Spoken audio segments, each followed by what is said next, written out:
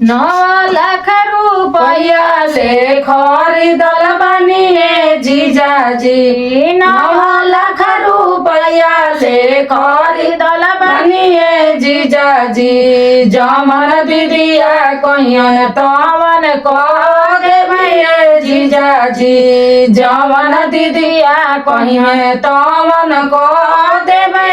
जीजाजी साड़ी बीच के कहिए साड़ी बीच देवे जीजाजी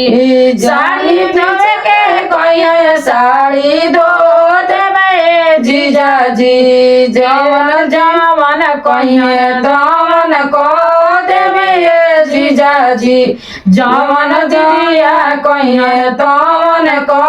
देवे जीजाजी ढेर ढेर रुपया से खरीदल बानी जीजाजी ढेर ढेर रुपया ले खरीदल बानी जीजाजी जवन दीदिया कहियन तवन आन देबै जीजाजी जवन दीदिया मंगियन तवन आन देबै जीजाजी बर्तन धोए के कहियन बर्तन धो जीजाजी थाली धोवे के कहियन थाली धो देवे जीजाजी जमन दीदिया कहियन तवन कह देवे जीजाजी जमन दीदिया कहियन तवन आन देवे जीजाजी टिकावा तोरिया टिकावा आन देवे जीजाजी हरवा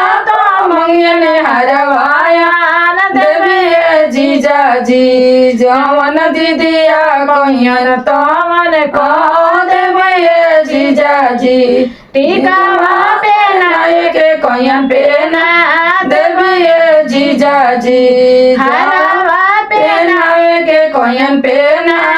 देवे जीजाजी जेरा तेरा रुपया ले खरीदल बानी जीजाजी ढेरा ढेरा रुपया ले खरीदल बानी जीजाजी।